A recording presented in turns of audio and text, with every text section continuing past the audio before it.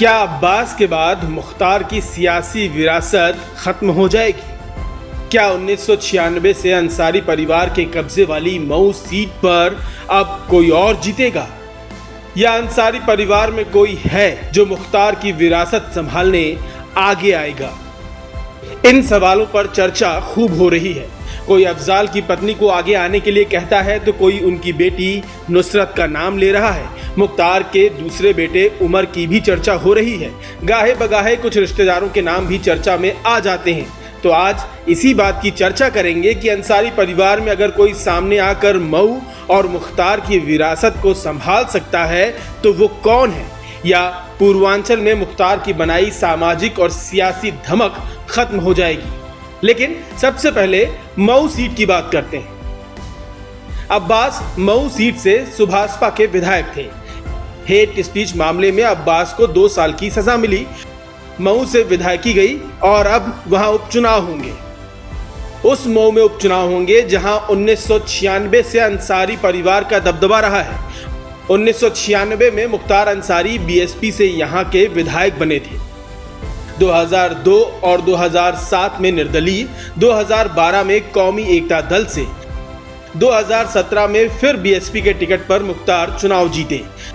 2022 में मुख्तार ने अपनी विरासत बेटे अब्बास को सौंप दी।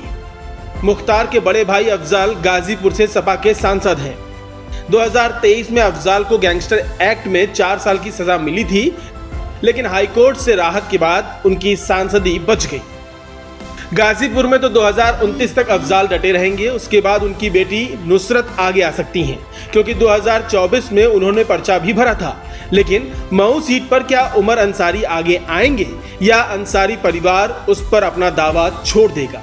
हालांकि उम्मीद की जा रही है कि उमर मऊ से दावा ठोक सकते हैं, लेकिन उमर के खिलाफ आचार संहिता उल्लंघन और अन्य मामले दर्ज हैं। राहत इतनी है कि मामले दर्ज होने के बाद भी अभी तक किसी भी मामले में दोषी करार नहीं दिए गए हैं। अंसारी परिवार मऊ में उमर को आगे बढ़ाने की तैयारी भी कर रहा है, लेकिन कानूनी चुनौतियों और गैर जमानती वारंट उमर को मुश्किल में डाल सकता है। ऐसे में दबी जुबान से अफजाल की बेटी नुसरत का नाम भी चर्चा में है। नुसरत पर कोई केस भी दर्ज नहीं है, इसलिए उनकी दावेदारी मजबूत हो सकती है। हालांकि मुख्तार और अफजाल के परिवारों में एक मऊ तो दूसरा गाजीपुर पर हमेशा काबिज रहा है। किसी ने एक दूसरे को कभी नहीं छेड़ा। ऐसे में नुसरत मऊ जाने से बच भी सकती हैं और गाजीपुर में खुद को मजबूत कर सकती हैं। नुसरत का नाम चर्चा में इसलिए है क्योंकि हाल ही में वो सियासी मंचों पर अपनी मौजूदगी दर्ज करा चुकी हैं। 2024 के चुनाव में नुसरत ने पिता अफजाल के लिए चुनाव प्रचार किया था। डोर टू डोर कैंपेनिंग और शिव मंदिर में पूजा कर सुर्खियां बटोरी थी। अफजाल नुसरत को अपना सियासी वारिस बता चुके हैं। चर्चा भी थी अफजाल चुनाव नहीं लड़ेंगे तो नुसरत मैदान में उतरेंगी। 2024 में नुसरत ने नामांकन भी किया था, लेकिन पर्चे खारिज हो गए। 2024 में ही उनके निर्दलीय चुनाव लड़ने की भी चर्चा हुई थी। नुसरत दिल्ली के लेडी श्रीराम कॉलेज की गोल्ड मेडलिस्ट हैं। नुसरत की राजनीतिक सक्रियता और शिक्षा उन्हें अंसारी परिवार की सियासी विरासत का संभावित दावेदार बनाती है।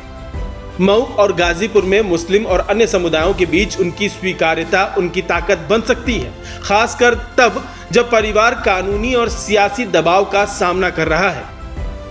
इसके अलावा मुख्तार की पत्नी अफसा अंसारी फिलहाल फरार हैं और उन पर 1 लाख रुपए का इनाम है।